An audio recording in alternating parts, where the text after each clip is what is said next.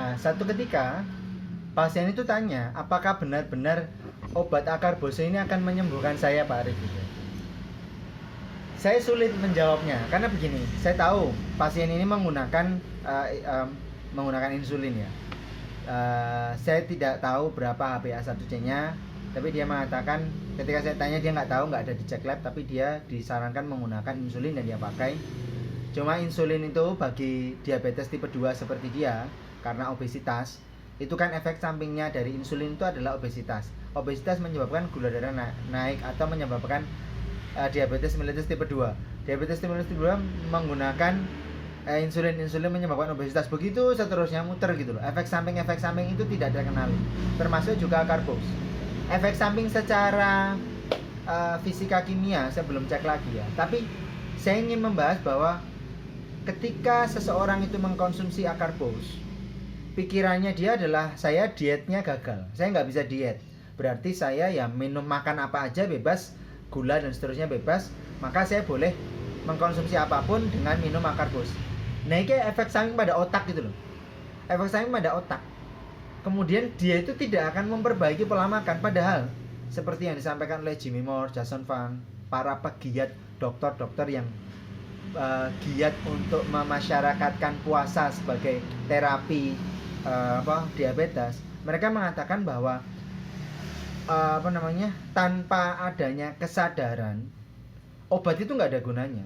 Tanpa ada kesadaran untuk memperbaiki makanan. Kalau saya mengatakan, saya mengambil kesimpulan, banyak orang-orang itu yang memakan apa yang dia inginkan, bukan apa yang dia butuhkan. Makanan yang mereka makan itu hanya memenuhi perut mereka dengan kenyang, tapi tidak membuat otak mereka, wawasan mereka lebih terbuka, dan tidak membuat hati mereka lebih peduli. Nah, ini akhirnya kan mereka tuh nggak peduli dengan apa yang mereka makan. Ini masalah gitu loh. Dan yang bisa menyembuhkan atau bisa memperbaiki, meningkatkan resistensi atau mengurangi resistensi insulin, meningkatkan sensitivitas reseptor insulin adalah puasa. Itu ada penelitiannya, itu di Complete Guide of Fasting dari Jimmy Moore dan Jason Fung. Nah, ini menarik toh. Satu hal yang kecil, apa sih puasa? Dengan puasa itu, maka bangunan tata laksana terapi, efek samping dengan berbagai macam biguanida, sulfonylureas, insulin dan sebagainya itu bisa diminimalkan gitu, dengan puasa.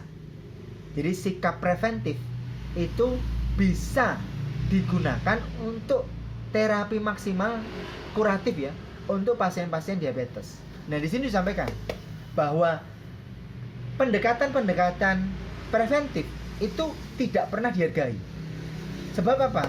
Seseorang belum pernah merasakan kemalangan itu terjadi pada dirinya. Tapi ketika sudah terjadi penyakit, sudah terjadi kemalangan, orang yang berhasil menyembuhkan seseorang dari kemalangan itu, membebaskan seseorang dari penderitaan itu lebih dihargai. Meskipun tidak bisa mengembalikan seperti keadaan semula. Nah, itulah kuratif sampai kapanpun itu selalu lebih dihargai daripada tindakan-tindakan preventif. Itu yang disampaikan Malcolm Gladwell di sini. Senada dengan yang disampaikan oleh Jimmy Moore dan Jason Fung dalam bukunya The Complete Guide of Fasting. Nah, kemudian saya berpendapat ya bahwa falyanzuril insanu ila ta'amih, kata Allah Subhanahu wa taala di Quran surat Al-Baqarah ayat 24, bahwa hal kecil yang tiap hari kita lakukan, sehari 3 kali makan, minum, itu harus diperhatikan karena itu akan memberikan perubahan besar dalam terapi apapun, terutama kalau tadi yang saya angkat kasusnya adalah terapi diabetes.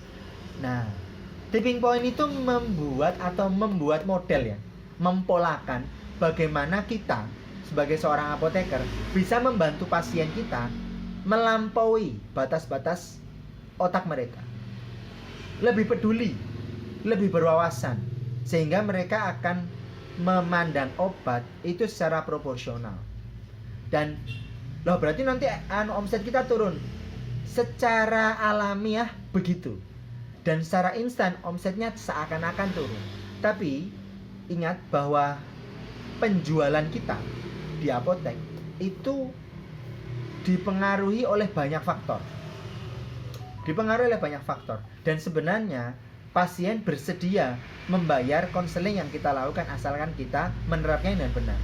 Di tempat saya sudah ada metode untuk agar saya, dia, apoteker-apoteker yang bekerja di tempat kami itu mendapatkan konseling dengan cara yang baik.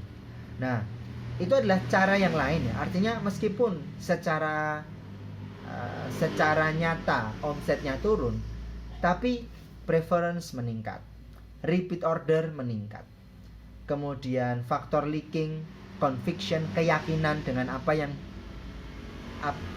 kita katakan, yang apoteker katakan itu lebih baik. Bayangin ya, ada orang yang kalau teman-teman bilangin dia nurut, dia mengikutinya, dia percaya pada teman-teman, kan seneng. Nah itu adalah bagaimana tipping point bekerja pada bisnis teman-teman. Semoga bermanfaat dan selamat membaca. Terima kasih. Assalamualaikum warahmatullahi wabarakatuh. Ciao. Oke.